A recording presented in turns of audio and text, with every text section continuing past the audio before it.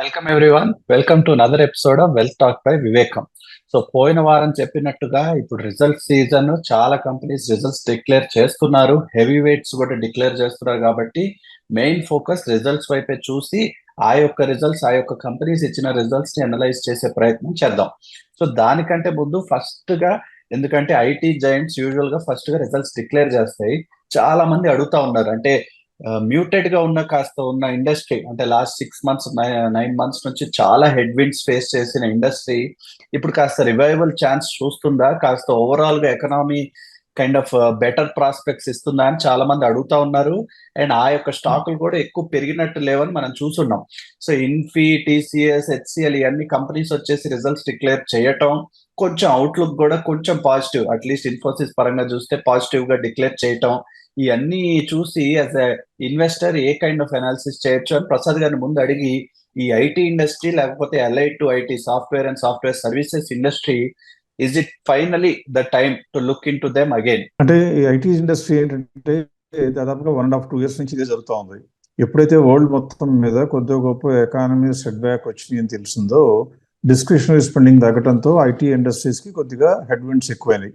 అదే సమయంలో మన ఇండియన్ కంపెనీస్ ఏంటంటే చాలా పెద్ద కంపెనీలుగా రూపాంతరం చెందినాయి. కాబట్టి వీళ్ళు ఏం చేశారంటే, మనకి ఇబ్బందులు వస్తాయని ముందే తెలుసు కాబట్టి వీళ్ళందరూ కూడా అంటే ఎంప్లాయీస్ని ట్రిమ్ చేసుకోవటం, ఇంక్రిమెంట్లు ఆపటం, బోనస్లు ఆపటం, కొత్త రిక్రూట్మెంట్లు కూడా హోల్డ్ చేయడం, ఇలా చేయడం ఏం జరిగిందంటే రేషనలైజేషన్.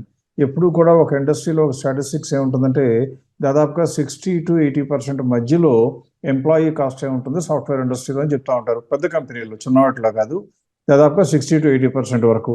అందువలన ప్రధానంగా దృష్టి పెట్టవలసిన అంశం ఏంటి? ఎంప్లాయీ కాస్ట్ మీద పెట్టాలి.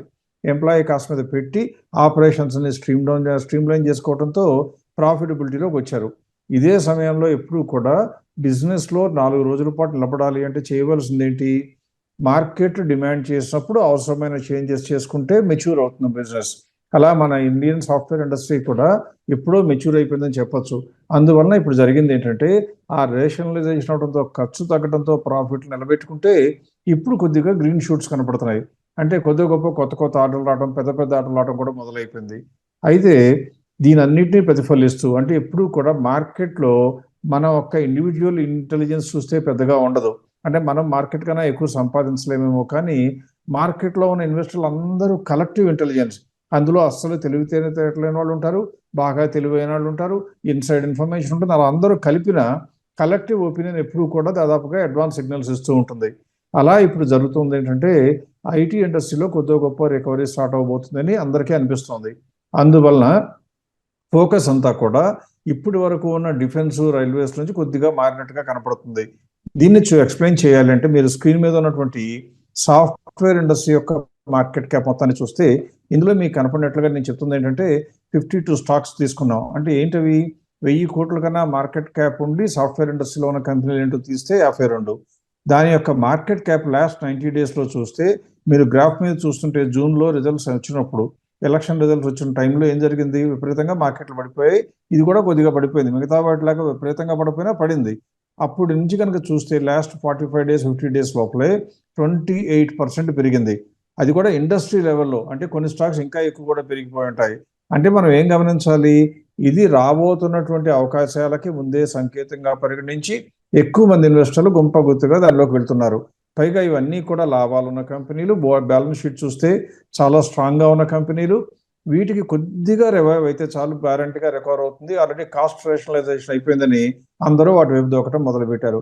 దాన్ని ప్రతిఫలిస్తూ 28% వరకు పెరిగింది. ఇక్కడ మనం నోటీస్ చేయాల్సింది ఏంటంటే, ఈ 52 కంపెనీలు 1000 కోట్ల కన్నా మార్కెట్ క్యాప్ ఎక్కువ ఉన్నాయి. కానీ అన్ని results already June results declare చేసాయా? డిక్లేర్ చేయాల, కొన్నే డిక్లేర్ చేశాయి. అందుకని కొద్దిగా తెలివిగా ఆలోచిస్తే మనం చేయవలసింది ఏంటి? ఈ ఇండస్ట్రీలో ఏమన్నా కొనుక్కోవటానికి అనువుగా ఉన్నాయా చూడాలి. అంటే మనం ఎప్పుడు ఏమనుకుంటాం? వివేకం ప్రోగ్రామ్స్ చూసేవాళ్ళు కానీ, వివేకంతో డైరెక్ట్గా కానీ ఇండైరెక్ట్గా కానీ రిలేషన్షిప్ ఉన్న అందరూ కూడా ఇప్పుడు కొంటాం, లాభాలు పెరుగుతూ ఉండాలి. మొట్టమొదటి క్రైటీరియా. రెండోది ఏం చేస్తాం? వాటికి డిటర్మిన్ చేసిన ఫెయిర్ వాల్యూ, కొత్త రిజల్ట్స్ వచ్చేస్తుంటే వాటి ఫెయిర్ వాల్యూ కనుక వస్తే, ఫెయిర్ వాల్యూ కన్నా కనీసం 30% డిస్కౌంట్లో ఉంటేనే కొనాలని చెప్తుంటాం. అందువల్ల ఊరికే సింపుల్గా నేను ఏం చేస్తానంటే ఇందులో ఉన్న వాటిల్లో ఎన్ని కంపెనీలు మనకు కొనుక్కోవడానికి అనువు ఉన్నాయో కూడా చూడటానికి ఇప్పుడు స్క్రీన్ మీద రెండవ స్లైడ్ చూపిస్తున్నాను. ఇందులో చూస్తే 15 కంపెనీలు రిజల్ట్స్ డిక్లేర్ చేశాయి. అందులో 12 లాభాలు పెంచాయని కనపడుతుంది. అయినా కూడా లాస్ట్లో ఉన్న రైట్ హ్యాండ్ సైడ్ ఆఖరిలో చూస్తే పైన బ్లాక్లో ఓన్లీ 3 కంపెనీలు మాత్రమే కొనుక్కోవడానికి అనువుగా ఉన్నాయి. అంటే లాభాలు పెరిగినంత మాత్రాన కొనుక్కోకూడదు, మంచి కంపెనీ అయినంత మాత్రాన కొనుక్కోకూడదు. నిజంగా ఇన్వెస్ట్మెంట్ లాంగ్ రన్లో స్ట్రెంగ్తీగా ఉండాలి అంటే ఏం చేయాలి? మనం కొనేటప్పుడే కనీసం ఫెయిర్ వాల్యూ కన్నా 30% డిస్కౌంట్లో ఉండాలి. అవి ఏంటని చూస్తే ఎక్కువ సస్పెన్స్ లేకుండా హెచ్సిఎల్ టెక్నాలజీస్ ఒకటి ఉంది 37%.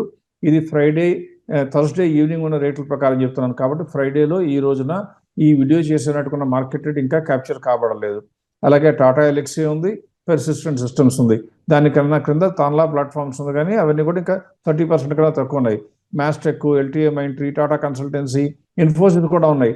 కానీ అవన్నీ మీరు నోటీస్ చేస్తే థర్స్డే ఈవినింగ్ ఉన్న రేట్ల ప్రకారం చూస్తేనే 30% స్కోప్ లేదు.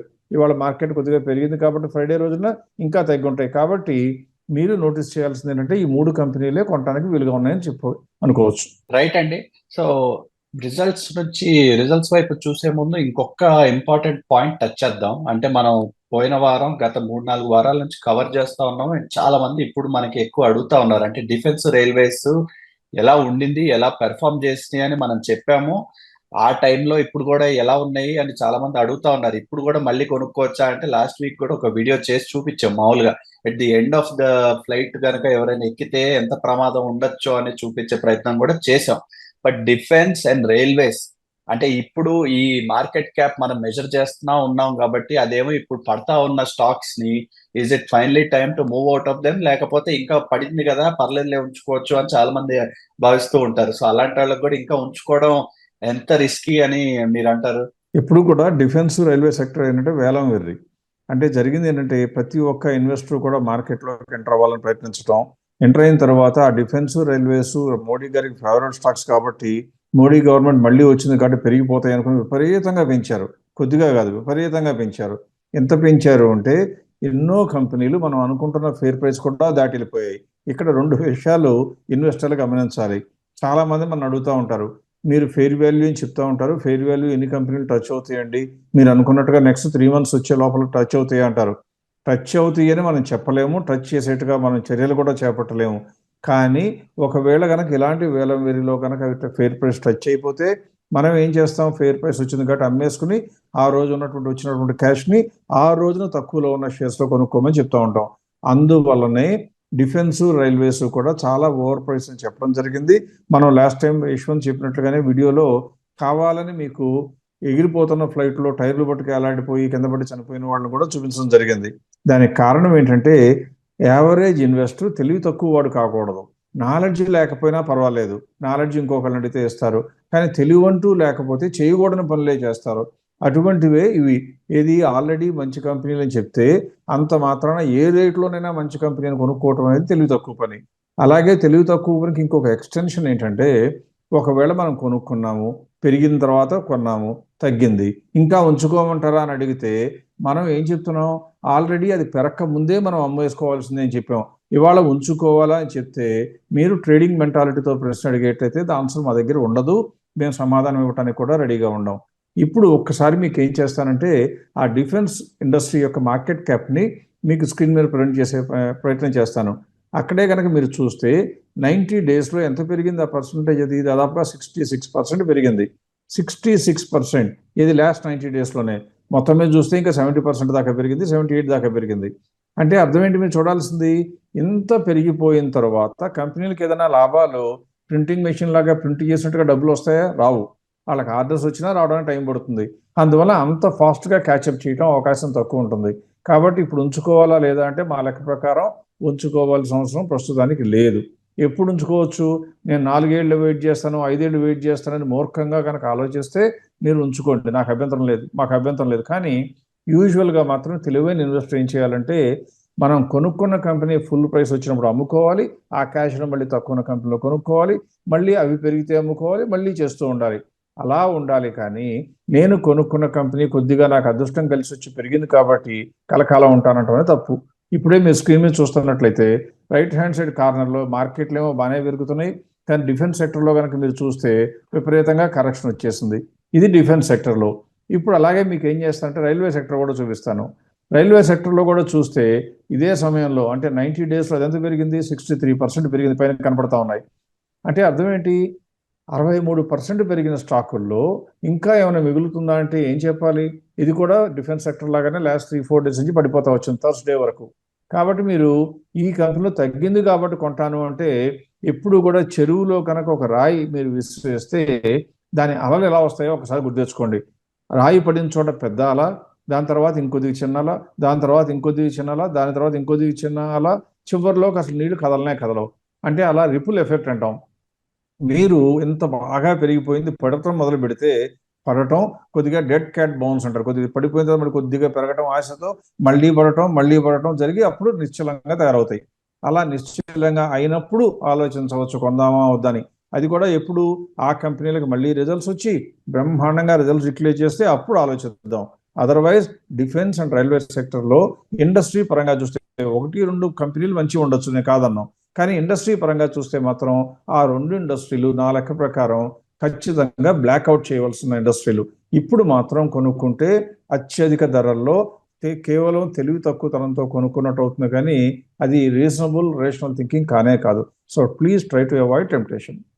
రైట్ అండి. మనం విత్ దట్ రిజల్ట్స్ వైపు వెళ్ళిపోదాం. సో ఇందాక చెప్పినట్టు ఐటీ ఇండస్ట్రీ గురించి మాట్లాడాం కాబట్టి ప్రాస్పెక్ట్స్ కాస్త బెటర్ అయ్యే ఛాన్స్ ఉంది కాబట్టి ఫస్ట్ ఇన్ఫోసిస్ వచ్చి రిజల్ట్స్ డిక్లేర్ చేశారు. రిజల్ట్స్ ఆర్ వెరీ అప్బీట్ అనే చెప్పాలి. Results are continuing the trend in terms of sales improvement. And మనం చూసేది ఎప్పుడైనా సరే ట్రైలింగ్ 12 మంత్స్ కాబట్టి ట్రైలింగ్ 12 మంత్స్ చూస్తే కూడా పెరుగుతూ వస్తున్నాయి. అంటే సేల్స్ పెరుగుతున్నాయి, ప్రాఫిట్స్ మార్జిన్స్ కూడా పెరుగుతున్నట్టు చూస్తున్నాం. సో అన్ని చుట్టుపక్కల హెడ్ విండ్స్ ఉండగా ప్రసాద్ గారు ఇందాక చెప్పినట్టు ఐటీ ఇండస్ట్రీ ఈ డిస్క్రిషనరీ స్పెండింగ్ కాస్త పెరిగిందని, ఓవరాల్ గా కొంచెం ఓపెన్ అప్ అయిపోయిన ఎకానమీస్ వైపు చూడొచ్చని ఇన్ఫోసిస్ కూడా చెప్తా ఉన్నారు. అంటే ఆర్డర్ బుక్ స్ట్రాంగ్ గా ఉంది, మా యొక్క డిఫరెన్షియేటెడ్ ప్రొడక్ట్స్ కూడా బాగా పర్ఫామ్ చేస్తున్నాయని ఓవరాల్ గా కొంచెం పాజిటివ్ పిక్చరే పెయింట్ చేశారు.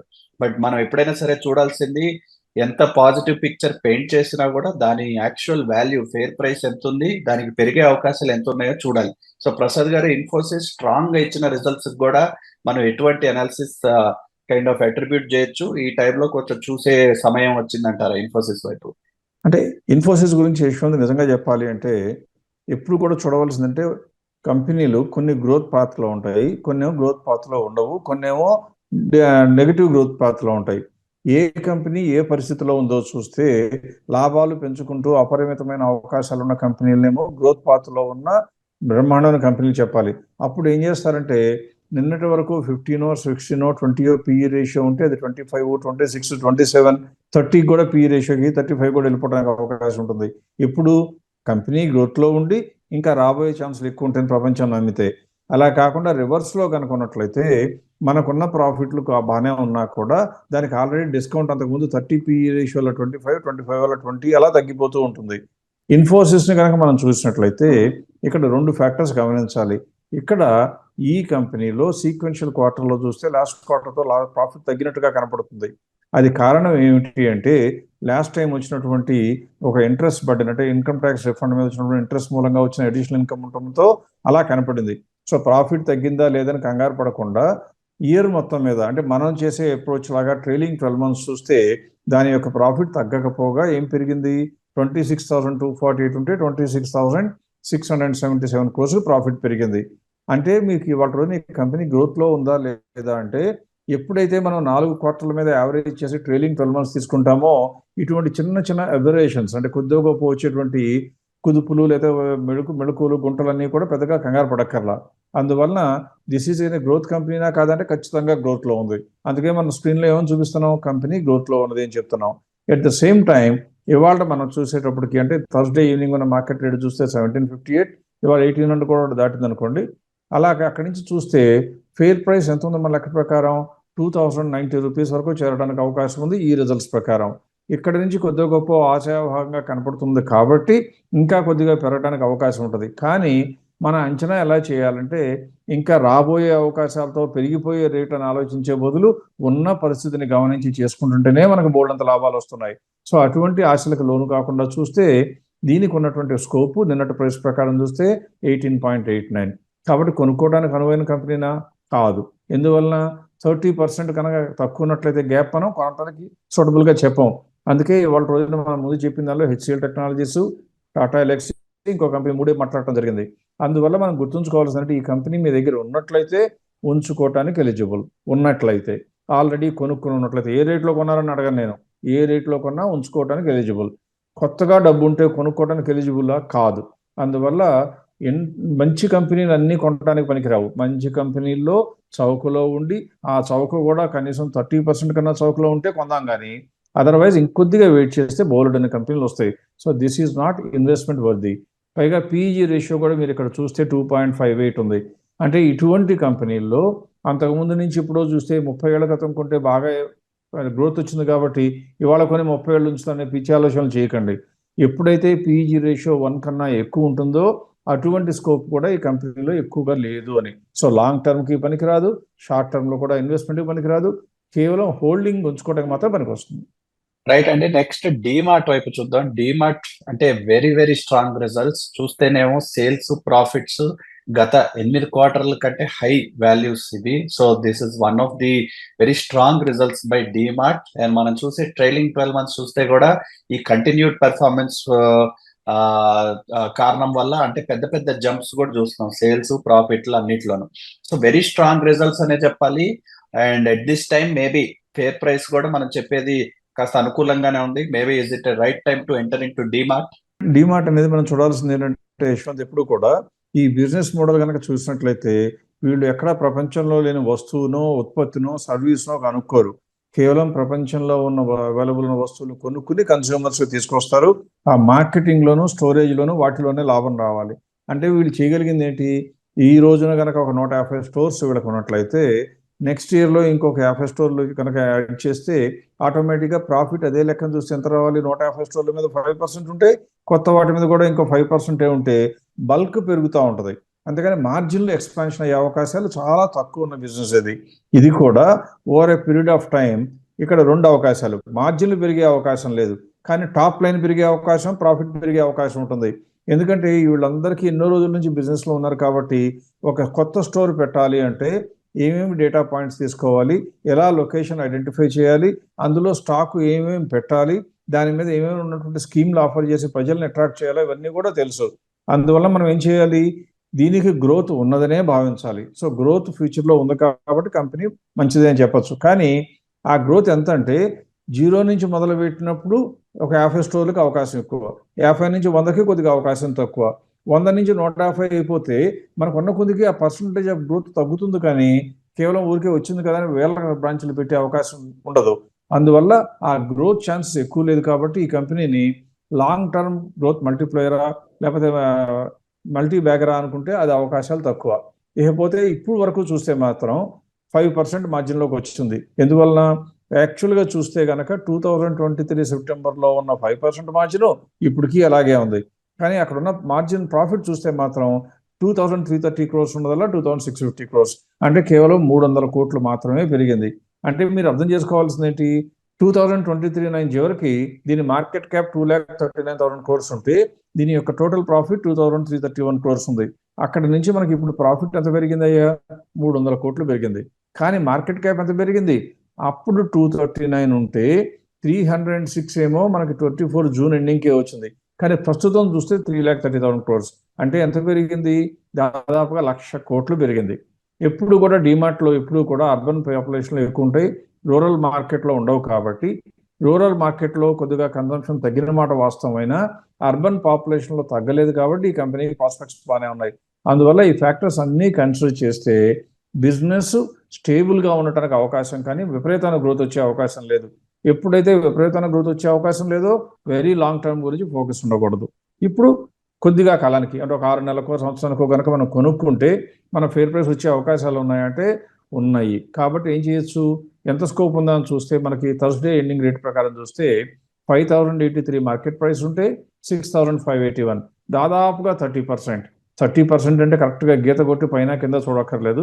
29.47% వరకు స్కోప్ ఉంది. కాబట్టి కొనొచ్చా అంటే మీకు ఇటువంటి రీటైల్ బిజినెస్లో కనుక ఎక్స్పోజర్ లేకపోతే ఎస్, ఇది కూడా కొనుక్కోవచ్చు.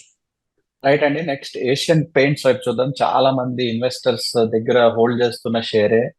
అండ్ పెయింట్ ఇండస్ట్రీ ఇప్పుడు ప్రసాద్ గారు చెప్పినట్టు డీమార్ట్ ఏమో అర్బన్ పాపులేషన్ కాబట్టి అర్బన్ డిమాండ్ అంతగా తగ్గినట్టు కనిపించలేదు. నెంబర్స్ చూస్తే కూడా అర్థమైంది. కానీ ఒక పక్క పెయింట్ ఇండస్ట్రీకి రూరల్ లో అయితే చాలా కాస్త హెడ్ విండ్స్ ఫేస్ చేసాయని వాళ్ళే చెప్తా ఉన్నారు. అంటే ఏషియన్ పెయింట్స్ వచ్చి రిజల్ట్స్ డిక్లేర్ చేసినప్పుడు కూడా చెప్పారు కాస్త డిమాండ్ కాంప్రమైజ్ అయింది ఈసారి. కొద్ది గొప్ప ఎలక్షన్స్ వల్ల హీట్ వేవ్ వల్ల కాస్త రిజల్ట్స్ సఫర్ అయినాయి. డిస్క్రిషనరీ స్పెండింగ్ కూడా తగ్గింది రూరల్ ఎకానమీలో, అందుకనే అంత ఖర్చు పెట్టలేకపోయారు ఇంటూ పెయింట్స్ అని. సో అదే నెంబర్స్ లో కూడా రిఫ్లెక్ట్ అయిన నెంబర్స్ కూడా కాస్త dip in numbers in terms of sales profits overall across the board dip చూస్తున్నాం. సో చాలా రోజుల నుంచి చాలా మంది మనం ఇన్వెస్టర్ గా ఉండగా మనం ఏషియన్ పెయింట్స్ హోల్డ్ చేసుకుంటూ వచ్చాం. సో మేబీ ఈ రిజల్ట్స్ చూసి ఎక్కువ రియాక్ట్ అవ్వాలా, లేకపోతే కాస్త జస్ట్ మైనర్ బంప్ లాగా ట్రీట్ చేయాలా? అంటే ఒక పెద్ద కంపెనీకి చిన్న చిన్న కుదుపులు వస్తే ఆ కంపెనీ యొక్క స్టెబిలిటీ ఎప్పుడు దెబ్బతిందో. కాకపోతే ఆ కంపెనీ స్టెబిలిటీ దెబ్బతినదు కాబట్టి మనం అందులోనే కూర్చుందామా, లేక దానికన్నా స్పీడ్గా సేఫ్గా తీసుకెళ్ళగలిగే వెహికల్ ఉంటే అందులో ట్రావెల్ చేద్దామా అంటే, తెలివైన వాళ్ళు, ఆలోచన ఉన్న వాళ్ళైతే ఏం చేస్తారంటే స్టెబిలిటీ తీసి పక్కన పెట్టి తొందరగా గమ్యానికి చేరుకోవడానికి చిన్న వెహికల్లోనే ఎక్కుతారు. అలాగే మనం ఇన్వెస్ట్మెంట్ ఫిలాసఫీలో ఎలా ఉండాలంటే, మనం రిటైర్ అయిపోయి 70 75 కనుక మన వయసు అయి ఉన్నట్లయితే అప్పుడు కనీసం మన నెక్స్ట్ తరానికి వెళ్ళడానికి మంచి కంపెనీలు ఇద్దాం అనుకుంటే ఏషియన్ పెయింట్స్ అంటే కంపెనీ అమ్మక్కర్లా. అంతేకాని గ్రోత్ కనుక ఓరియంటేషన్ అంటే మీరు కనుక 50 60 ఇయర్స్ 60 ఇయర్స్ కన్నా తక్కువ ఉంటే కనీసం ఇంకో 10 15 ఏళ్ళు జీవించుంటారని నమ్మకం మీకు ఉంటే మీరు ఇటువంటి కంపెనీలో హెడ్ విండ్స్ ఎక్కువ ఉన్నప్పుడు ఉండవలసిన అవసరం లేదు. అందువల్ల ఏం చేయాలి మనం ఒకటే గమనించాలి. ఇప్పుడు యశ్వంత్ చక్కగా చెప్పడం కూడా జరిగింది, మేనేజ్మెంట్ కూడా చెప్పింది ఇండియాలో రూరల్ కన్సంప్షన్ తగ్గడంతో మాకు డిమాండ్ కొద్దిగా సన్నగిల్లింది, దానివల్ల మా ఇంపాక్ట్ దెబ్బతిన్నది, we're hoping will to recover అన్నారు. ఒక లెక్క ఏంటంటే ఎప్పుడు కూడా ఈ బడ్జెట్లో అంటే రేపు ట్యూస్డేనే బడ్జెట్ రాబోతుంది కాబట్టి ఆ బడ్జెట్లో కనుక ఒకవేళ మిడిల్ ఇన్కమ్ గ్రూప్కి రూరల్ పాపులేషన్కి కనుక ఏదైనా కన్సెషన్ ఇచ్చినట్లుగా కనపడితే డిమాండ్ కనుక రివైవ్ అయిపోతే ఆటోమేటిక్గా ఫస్ట్ బెనిఫిషియరీ ఎవరు అంటే ఇటువంటి పెయింట్ ఇండస్ట్రీ అంటే హౌసింగ్ కన్స్ట్రక్షన్ ఉన్న వాళ్ళందరూ బాగుపడతారు. అటువంటిప్పుడు రికవరీ అవుతుంది. రికవరీ అయినాక కొనుక్కుందాం, ఈ రోజు కొనుక్కోవటం ఎందుకు? ఇవాళ గ్రోత్లో ఉందా లేదా అంటే గ్రోత్ తగ్గిన మాట వాస్తవం, కానీ ఇంకా గ్రోత్లోనే ఉంది. అందుకే ఏషియన్ పెయింట్స్ మనం ఏం చెప్తున్నాము, ఎందుకు చెప్తున్నాము అంటే ప్రాఫిట్లు కొద్దిగా తగ్గినా కూడా ఎందుకు ఈ మాట చెప్పాల్సి వస్తుందంటే సున్నా ఉన్న ప్రాఫిట్. ఫర్ ఎగ్జాంపుల్ మీరు ఉన్న స్లైడ్ మీద చూసినట్లయితే 2020 సెప్టెంబర్లో దీని యొక్క ప్రాఫిట్ ఎంత ఉన్నదో చూస్తే 2330 crores ఉంది, 2330 crores. అది కేవలం 4 సంవత్సరాలు కూడా కాకుండా ఇప్పుడు 2024 జూన్కి చూస్తే 5200 కోట్లు. ఇంతకన్నా ముందు 5500 కోట్లు అయింది, కానీ 2300తో మొదలుపెట్టి 5600 కోట్లకు వచ్చిన తర్వాత కొద్దిగా తగ్గగానే మ్యాథమెటికల్ ఈక్వేషన్ ప్రకారం తగ్గిందని గొడవ చేయకూడదు. ఆ 2300 నుంచి కనుక పెరిగిన రేంజ్లో చూస్తే కొద్దిగా కుదుపు వచ్చినా కూడా భయపడాల్సిన అవసరం లేదు. అందువల్ల దీన్ని ఇంకా గ్రోత్ అనే చెప్పవలసి ఉంటుంది, గ్రోత్ అనే చెప్తున్నాం. కానీ మనం కొనుక్కోవాలా అంటే మనం ఎప్పుడు కూడా ఏ ఫ్యాక్టర్ అని చెప్తాం, గ్రోత్లో ఉండాలి, 30% గ్యాప్ ఉండాలి. మన ఫేర్ వాల్యూ ఎంత ఉంది ఇప్పుడు 3636, అంటే ఎట్టి పరిస్థితుల్లో కూడా ప్రస్తుతం ఉన్న స్కోప్ 24% కాబట్టి కొనటానికి ఎలిజిబుల్ కాదు.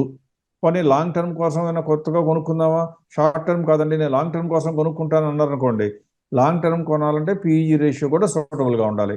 పీఈజీ రేషియో ఎంత ఉంది, 4 ఉంది. కాబట్టి లాంగ్ టర్మ్కి పనికిరాదు, షార్ట్ టర్మ్కి పనికిరాదు.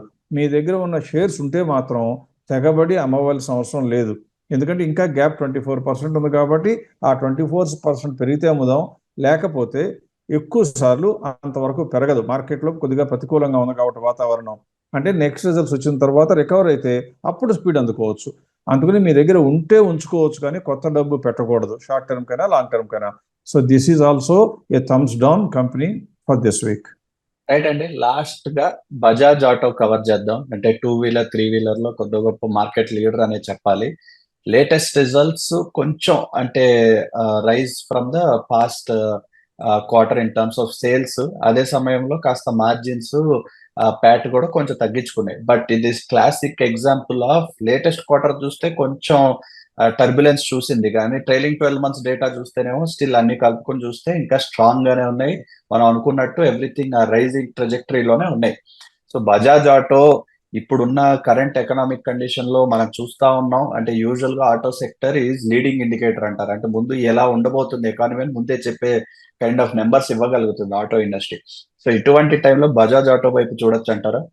Bajaj auto is absolute mirror image of what we talk about Asian Paints. అంటే వాళ్ళకి చెప్పిన దాన్ని కంప్లీట్గా రివర్స్లో ఉంది. ఎందుకంటే 2020లో దీని యొక్క టోటల్ సేల్స్ 24,000 కోట్లు ఉంటే ఇప్పుడు 45,000 కోట్లు, అంటే దగ్గర దగ్గర డబుల్ అయింది. అలాగే ప్రాఫిట్ అప్పుడు ఎంత ఉందో చూస్తే 4,265 కోట్లు 2020 సెప్టెంబర్ నాటికి, ఇప్పుడు ఎంత ఉందో చూసి 8,000 కోట్లు. సేల్స్ దాదాపుగా డబుల్ అయ్యి ప్రాఫిట్ కూడా డబుల్ అయిపోతే మనం ఏమని చెప్తాం? ఈ company is doing extremely well అని ఎవరైనా చెప్పాలి, ఒప్పుకోక తప్పదు. అందువల్ల ఈ కంపెనీ గ్రోత్లో ఉందని చెప్పడం ఎవరైనా చెప్తారో, మనం అదే చెప్తున్నాం. కానీ దీని ఫెయిర్ వాల్యూ లెక్కేసినప్పుడు మనకి ఏమొచ్చిందంటే 13,216, అంటే గ్యాప్ ఎంత ఉంది? 37%. ఎర్నింగ్స్ బాగున్నాయి, సేల్స్ పెరుగుతున్నాయి, అలాగే ప్రాఫిట్ పెరుగుతున్నాయి, స్కోప్ కూడా 30% ఉంది కాబట్టి, మోర్ దెన్ 30% ఉంది కాబట్టి ఖచ్చితంగా ఇన్వెస్ట్మెంట్ వర్ది. ఎప్పుడు మీరు కొనకూడదు? మీకు ఆల్రెడీ ఆటోలో కనుక 20% కన్నా ఎక్కువ మీ పోర్ట్ఫోలియోలో ఎక్స్పోజర్ ఉంటే అప్పుడు బజాజ్ ఆటో కొనకూడదు. కానీ అదర్వైజ్ మీ దగ్గర డబ్బు ఉంటే ఖచ్చితంగా కొద్దిగా గొప్ప కొనుక్కోవాల్సిన కంపెనీ. అంటే ఇండైరెక్ట్గా మీకున్న టోటల్ పోర్ట్ఫోలియో సైజులో ఉన్న పోర్ట్ఫోలియో ప్లస్ మీరు ఇంకా యాడ్ చేద్దాం అనుకున్న డబ్బు అంతా కలిపితే ఎంత ఉందో అందులో 20% వరకు కూడా పెట్టుకోగలిగిన కంపెనీ బజాజ్ ఆటో. దీనికి కారణం 1-2 కూడా చెప్పాలి. ఇండియాలో రూరల్ కన్సంప్షన్ తగ్గిందన్నాం, అలాగే పూర్ పీపుల్, మిడిల్ ఇన్కమ్ కన్నా బిలో మిడిల్ ఇన్కమ్ ఉన్న వాళ్ళందరికీ కన్సంప్షన్ తగ్గింది, ఖర్చులు పెరిగి ఇన్కమ్ పెరగకపోవడంతో. అందువల్ల దేనికి డిమాండ్ తగ్గింది? వాళ్ళు కన్సూమ్ చేసే వస్తువులకు తగ్గింది. ఇది మీకు అర్థమైతే ఒక్కసారి మీరు ఆలోచించుకోండి. ఒకవేళ నేను కూడా మోటార్ సైకిల్ మ్యానుఫ్యాక్చర్ చేస్తుంటే 2 టైర్లు, ఒక ఇంజిన్, ఒక హ్యాండిల్, ఒక హెడ్ లైటు, ఒక సీటు ఇలా పెట్టాను అనుకోండి. నేను ఇవాళ రోజు ఏం చేశానంటే, ఓహో ఇలా ఉంది కాబట్టి ఇండియాలో అప్పర్ మార్కెట్కి క్యాటర్ చేయడానికి ఇప్పటి వరకు ₹1,00,000 బైక్ తయారు చేశాను నేను, ₹5,00,000 పెట్టి ఒక ప్రైస్ లైన్ పెట్టి బైక్ తయారు చేశాను అనుకోండి. అదృష్టవశాత్తు దురదృష్టవశాత్తు, అంటే కంపెనీలకు అదృష్టవశాత్తు, మీకు నాకు దురదృష్టవశాత్తు బహుశా అటువంటి హై ప్రైస్ ఉన్న ఐటమ్స్కి ఇండియాలో డిమాండ్ పెరిగిపోతుంది. మీరు కనుక న్యూస్ పేపర్లో చూసినట్లయితే హై ఎండ్ అపార్ట్మెంట్స్, పెద్ద పెద్ద కాస్ట్లీ అపార్ట్మెంట్లు, విల్లాసు, అలాగే జ్యువెలరీ, అలాగే పెద్ద పెద్ద వాల్యూ ఉన్నటువంటి కమోడిటీస్కి, గూడ్స్కి మాత్రం వాల్యూ డిమాండ్ పెరుగుతుంది. అందువల్లనే బజాజ్ ఆటో కూడా హై ప్రైస్ ప్రొడ్యూస్ చేస్తే, వాళ్ళు ట్యాగ్ లైన్ హై ప్రైస్ పెడితే వాళ్ళ కాస్ట్ ఆఫ్ ప్రొడక్షన్ పెరగదు, వాళ్ళ యొక్క మార్జిన్ పెరుగుతుంది. అటువంటి వాటికి డిమాండ్ పెరుగుతుంది కాబట్టి బజాజ్ ఆటో ఇంకా ఉంది. ఈ టెండెన్సీ కారణం రిచ్కి పూర్కి మధ్యన ఇండియాలో డివైడ్ పెరగడంతో ఆ రిచ్ పీపుల్ కొనుక్కునే వస్తువులు కొనుక్కునేటువంటి వాళ్ళకి అవి తయారు చేసే కంపెనీలకు డిమాండ్ పెరుగుతుంది. బజాజ్ ఆటో ముందు చూపుతో ఇది గమనించింది కాబట్టి హై ఎండ్ బైక్స్ని తయారు చేయడంతో మార్జిన్ నిలబెట్టుకోగలిగింది. ఇంత ముందు చూపు ఉండి ఎన్నో సంవత్సరాల హిస్టరీ ఉన్న కంపెనీ త్వరలో తిరగబట్టడానికి అవకాశం దాదాపుగా అసంభవం కాబట్టి ఈ కంపెనీ మాత్రం నా ఉద్దేశంలో ఖచ్చితంగా ఇన్వెస్ట్మెంట్ వర్ది. ఎట్టి పరిస్థితుల్లో కూడా మీ దగ్గర డబ్బు ఉంటే కొంతన్నా ఖచ్చితంగా పెట్టుకుని తెరవలసిన కంపెనీని చెప్పవలసి ఉంటుంది. రైట్ అండి, విత్ దట్ మనం ఈ వారం ముగిద్దాం. So hopefully this is useful. వచ్చే వారం కూడా రిజల్ట్స్ ని స్పెషల్ ఫోకస్ పెట్టుకుని వచ్చే కంపెనీ యొక్క రిజల్ట్స్ ని అనలైజ్ చేసి మా యొక్క వ్యూ ఇచ్చే ప్రయత్నం చేస్తాం. So continue to keep watching. See you again next week.